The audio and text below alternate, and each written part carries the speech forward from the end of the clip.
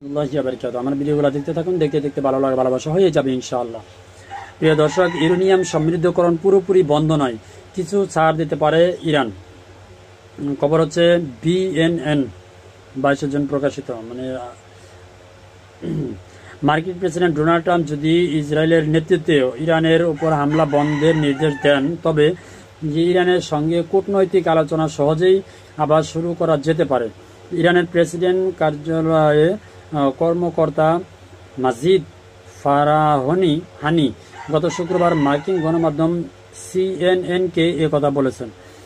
ইরানের এ কর্মকর্তা আরও বলেন, ইরান বেসামরিক সংলাপে বিশ্বাসী। এটি সরাসরি হোক বা পরোক্ষভাবে হোক তা গুরুত্বপূর্ণ নয়। মাজিদ ফারাহানি বলেন, প্রেসিডেন্ট ডোনাল্ড ট্রাম্প চাইলে মাত্র একটি ফোন কলেই ইসরায়েলিদের থামিয়ে সহজেই যুদ্ধ বন্ধ করতে পারে। তিনি ইরানের অবস্থা পুনরায় তুলে ধরে বলেন, ইসরায়েলের বোমা হামলা চলতে থাকলে কোনো আলোচনা সম্ভব নয়। ফারাহানি বলেন, ইরান ইউরেনিয়াম সমৃদ্ধকরণ পুরোপুরি বন্ধ করার কোনো চিন্তা করছে না, যা তেহরান শান্তিপূর্ণ উদ্দেশ্যে ব্যবহৃত হচ্ছে বলে দাবি করে আসছে। তবে তিনি ইঙ্গিত দেন, কিছু ছাড় দেওয়ার সম্ভাবনা রয়েছে। ইরানের প্রেসিডেন্টের কার্যালয়ে কর্মকর্তা আরও বলেন, সম্ভবত আমরা এর মাত্রা কমাতে পারি, কিন্তু এটি বন্ধ করব না। সম্প্রতি ইউরোপীয় শক্তিগুলো যুক্তরাষ্ট্র ও ইসরায়েলের সঙ্গে মিল রেখে সামুদ্রিকরণ নিষিদ্ধ করার আহ্বান জানিয়েছে। এই ইস্যুতে তাদের অবস্থান আরও কঠোর হয়েছে।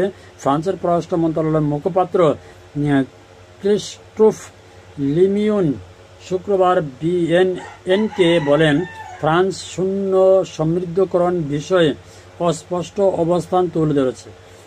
যুক্তরাষ্ট্রের প্রেসিডেন্ট ডোনাল্ড ট্রাম্প ইরানে হামলা চালানো সিদ্ধান্ত নেওয়ার আগে 2 সপ্তাহ আলোচনার সুযোগ রাখার সিদ্ধান্ত দিয়েছেন, যা ইরান ও ইসরায়েলের মধ্যে শান্তি চুক্তির সম্ভাবনাকে ক্ষীণভাবে হলেও টিকিয়ে রেখেছে।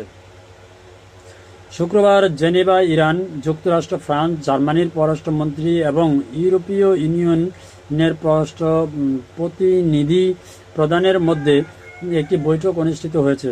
সংঘাত শুরুর পর এটি ছিল এ ধরনের প্রথম আলোচনা। ট্রাম্প প্রশাসন পক্ষ থেকে কয়েকদিন ধরে আগ্রাসী বার্তা আসার পর এখন এমনই ইঙ্গিত পাওয়া যাচ্ছে যে সামরিক পদক্ষেপ এড়ানোর